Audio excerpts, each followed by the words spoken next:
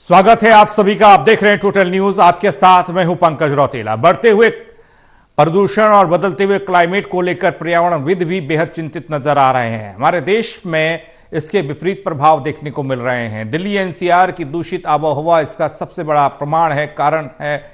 सरकार से लेकर आम लोग तक को जागरूक करने का जिम्मा पर्यावरणविद ने उठाया है। पर्यावरणविद पद्म भूषण से सम्मानित डॉक्टर अनिल प्रकाश जोशी ने 2000 किलोमीटर की साइकिल यात्रा तय करने की ठानी।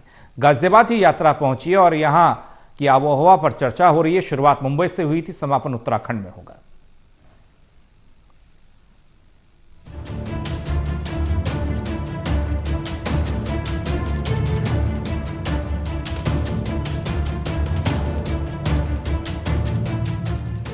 बदलते हुए क्लाइमेट को लेकर पर्यावरणविद बेहद चिंतित हैं और हमारे देश पर इसके विपरीत प्रभाव देखने को मिल रहे हैं।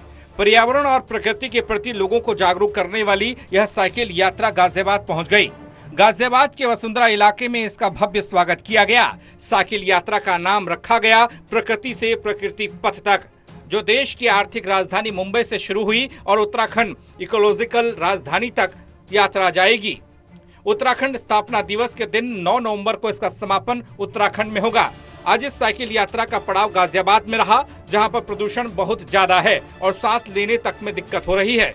लोगों को समझाया गया और पर्यावरण के प्रति सचेत किया गया। बदलते हुए क्लाइमेट का बहुत ज्यादा असर देश और दुनिया में पड़ रहा है और इस वक्त भारत में कहें तो दिल्ली एनसीआर वायु प्रदूषण की चपेट में है।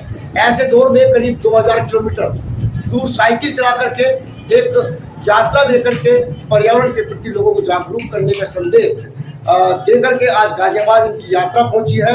डॉक्टर अनिल प्रकाश साहब जी मेरे साथ हैं, इनसे बातचीत करेंगे।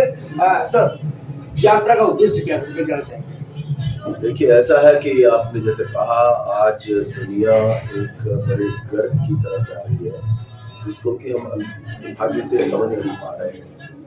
और वो सबसे बड़ी बात है कि पारिस्थितिकी तंत्र अब बहुत कमजोर हो चला है। आप अपनी हवा देख लें, पानी देख लें, मिट्टी देख लें, ये जीवन के सबसे महत्वपूर्ण प्रकृति के उत्पाद हैं। हमने एक एक करके इनको बड़े संकट में डाल दिया है।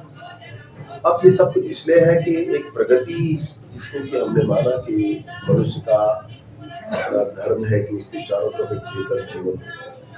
बस ये जो जीवन शैली है, उसके कारण इन पर सबसे बड़ा प्रभाव पड़ा है।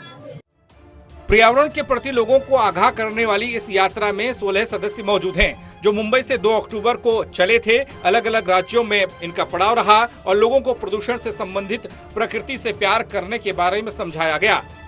यह यात्रा गाजियाबाद के वसुंधरा में है, जहां पर पर्यावरण से संबंधित बातें और सुरक्षित पर्यावरण किस तरह बनाए रखना है, इसके बारे में लोगों को जागरूक किया जा रहा है। इस यात्रा का मकसद लोगों को प्रकृति से जोड़ना है, प्रकृति से प्यार कराना है। सभी वर्ग की भागीदारी इस यात्रा में है। यह यात्रा देश की आर्थिक राजधानी मुंबई से शुरू हुई थी और देहरादून में 9 नवंबर को उत्तराखंड स्थापना दिवस के दिन समाप्त होगी। बता दें कि इस यात्रा का उद्देश्य बदलते क्लाइमेट का किस तरह से पहाड़ी, जमीन, जल और हवा पर दूषित प्रभाव पड़ रहा है, इसी के खतरे को आगाह कराना है, आम आदमी को जागरूक करना है। सरकारों के द्वारा किए गए प्रयास नाकाफी साबित हो रहे हैं, तभी तो दिल्ली एनसीआर की आबोहवा इस तरह की लग रही है कि सांस लेना भी मुश्किल हो रहा है। बच्चों और बड़ों में नई नई बीमारियां पैदा हो रही हैं। अब इसके बारे में आप लोगों को जागरूक करने की आवश्यकता है, नहीं तो दिल्ली एनसीआर की तरह आने वाले समय में कुछ सालों में देश के सभी इलाकों में यही हाल रहेगा। आज पर्यावरणविद पद्म भूषण डॉक्टर अनिल प्रकाश जोशी जी की साइकिल यात्रा प्रगति से प्रकृति पथ पर वसुंधरा गाजियाबाद पहुंची। यह यात्रा का 34वां दिन है। बहरहाल इस तरह लोगों को जागरूक करने की बातों पर बल दिया गया।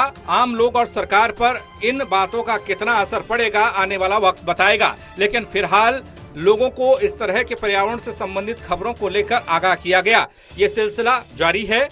हम सुकून में सांस ले सकते हैं अगर लोग जागरूक हो जाएं, सरकारें बेहतर तकनीक बनाएं, बेहतर नियम बनाएं।